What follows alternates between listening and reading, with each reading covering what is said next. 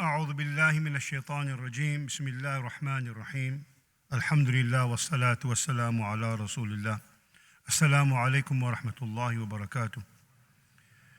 We are on the eve of the 17th of Ramadan, and 1442 years ago on this day, an epic battle took place, the monumental battle of Badr.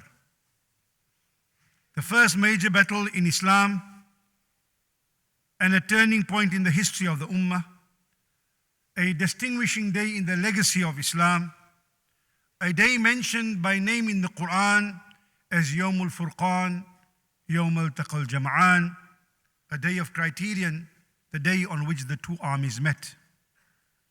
And as we take durus amiqa min as-sirat an-nabawiyyah, profound lessons from the life of the Prophet sallallahu alaihi wasallam, we realize that the Battle of Badr provides complex lessons on many levels: social, political, spiritual, military, tactical, and at a humanitarian level.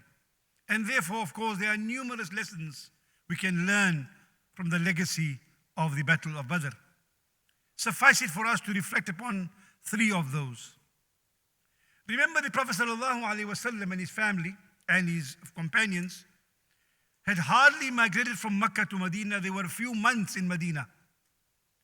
And the Meccan army of approximately 1,000 well-armed army, seasoned fighters, came to attack the Muslims in Medina.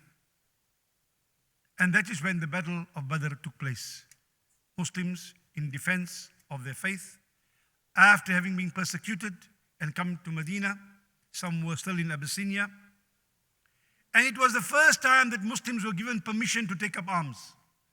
Up till this time, there were numerous ayat, even on jihad, but not related to qital, not related to fighting.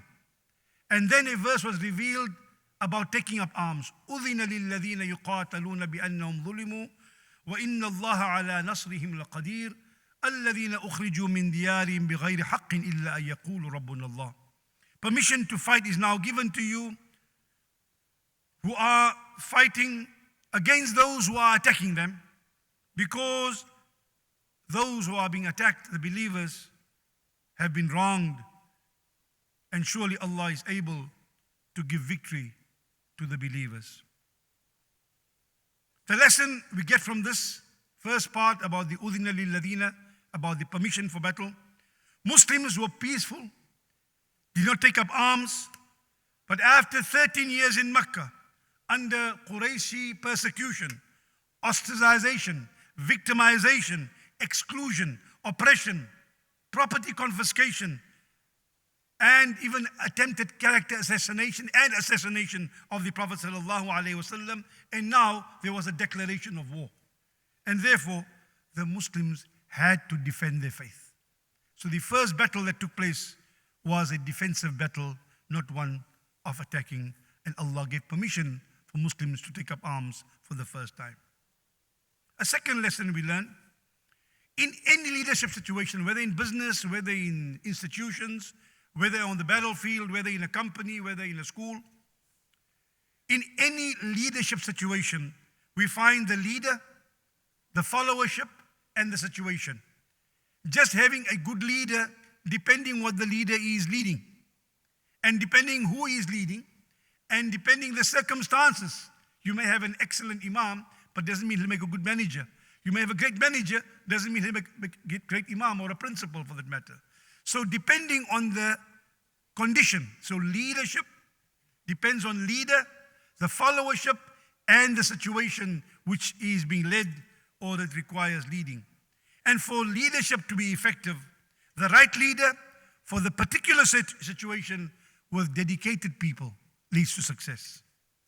Now, Muslims here were now fighting a well-trained army. By the way, don't forget, these were migrants who came from Mecca to Medina. Some of them left the property. Some of their families were still over there. So they came with nothing. They came here trying to establish themselves. They were like refugees in this place here now. And now there's an army attacking them, and a well-trained army of 1,000 people. And it's very easy to lose heart in such a situation. And one of the companions, the great companion, radiallahu an, Miqdad bin Amr Bahrani, originally from Hadramaut in Yemen, he assured the Prophet. قام مقداد بن عمرو فقال يا رسول الله امضي لما أراك الله فنحن معك. Do what Allah has commanded you. Proceed. We are with you. والله لا نقول لك كما قالت بنو إسرائيل لموسى اذهب أنت وربك فقاتلا إنا هاهنا قاعدون. We will not say to you what the followers of Moses said to him, you and your Lord go and fight, we shall be watching and sitting in our seats. But we say to you, ولكن نقول اذهب أنت وربك فقاتلا. We say to you, you and your Lord go and fight, فنحن معكم مقاتلون. And we shall be fighting with you together. نحن معكم مقاتلون. Nothing is more empowering.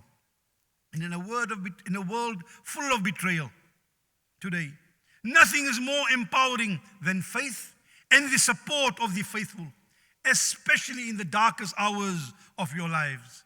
When things may seem hopeless, the most valuable thing at that time, the most valuable asset in those times of difficulty is to have the assurance of those who are near and dear to you.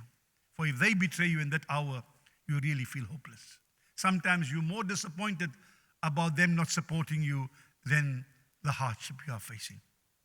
And the third lesson among the many lessons, 313 men. Rasul could only muster 313 men.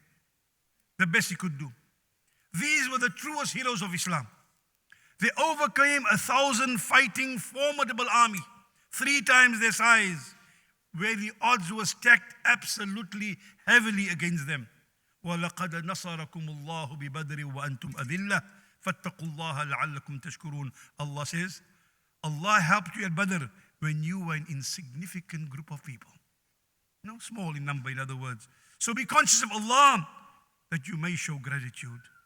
The lesson of Badr, among the many lessons about this situation of 313 against 1,000, is a great example for us from this history that teaches us victory depends not on numbers. كم من فئة قليلة غلبت فئة كثيرة بإذن الله. How often have a few seemingly insignificant group of people overcome a mighty force? Allah is with those who patiently persevere. You see the struggle for truth, the struggle for goodness and for justice, which many of our Muslim leaders in the Middle East don't seem to know at all. The struggle for truth, for goodness and justice is always about the quality of people and the goodness that they stand for. The quality of the person leading, the quality of the people, and the quality of what you are standing for. Rather than the amount of people, rather than the amount of believers. Don't forget, at Hunayn, the Muslims for the first time outnumbered the enemies, and the Muslims were running at the beginning of that battle. They almost lost the battle. At Badr, there were few in number. So it's not about numbers. Rather than the amount of believers who fought, it was the quality of people. And quality always triumphs quantity. أقول قولي هذا وأستغفر الله والسلام عليكم ورحمة الله.